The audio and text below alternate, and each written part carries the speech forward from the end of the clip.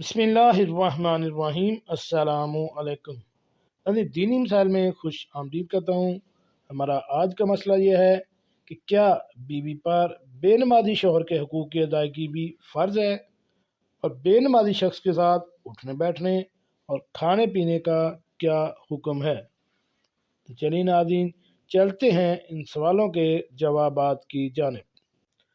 नाज़रीन, पहला सवाल यह है कि जो शख्स कोई नमाज नहीं पढ़ता, इसके लिए क्या हुक्म है। दूसरा ये है कि ऐसे शख्स की बीवी के लिए क्या हुक्म है कि बीवी इसके के हुकूक अदा करे या नहीं। और नंबर 3 पे है कि इसके साथ उठने बैठने और खाने पीने का क्या हुक्म है। तो चलिए नाज़रीन, सबसे पहला जवाब यह है कि वाज़े रहे कि सुस्ती और काहली की वजह से कसदन नमाज छोड़ना कुफर के बाद सबसे बड़ा गुनाह है। नमाज छोड़ने वाले के मुतालिक कुरान और हदीस में सख्त से सख्त वाइदें वारद हुई हैं। नमाज को इस्लाम और कुफर के दरमियान हद फासिल करार दिया गया है। नमाज को दीन का अहम रुकन कहा गया है। नमाज छोड़ने वाले अल्लाह और इसके रसूल सल्लल्लाहु अलैहि वसल्लम के ज़िम्मे से बरी हो जाता है। नबी करीम सल्लल्लाहु अलैहि वसल्लम ने नमाज छोड़ने वाले का अशर फिरऔन, हामान और अबय बिन खल्फ के साथ होना बतलाया है। बेनमाजी जब अल्लाह ताला से मुलाकात करेगा तो अल्लाह ताला इस पर सख्त नाराज़ होंगे। उलमा ने लिखा है कि नमाज छोड़ने की वजह से इंसान कुफर के करीब चला जाता है और कुफर पर मौत होने का खतरा लाहक हो जाता है। इसलिए नमाज किसी भी हाल में नहीं छोड़ना चाहिए। ताहम उलमा ने लिखा है कि बेनमाजी दायरे इस्लाम से खारिज नहीं होता, मुसलमान ही रहता है।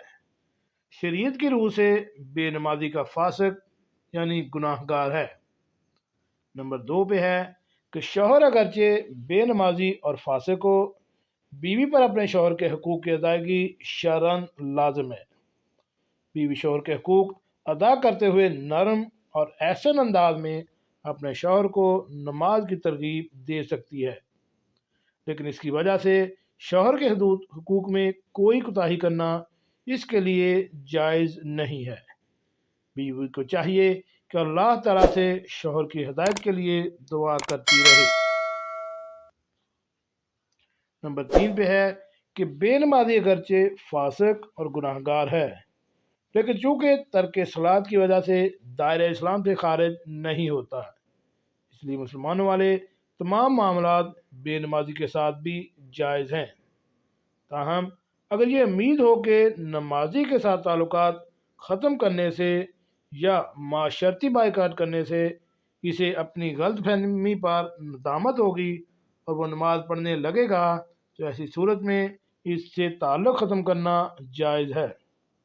बल्कि अगर ताल्लुक़ ख़त्म करने से इसके पाबंद सलात होने का ज़न्न गालिब हो, तो इस सूरत में इससे ताल्लुक़ ख़त्म करना ज़रूरी है।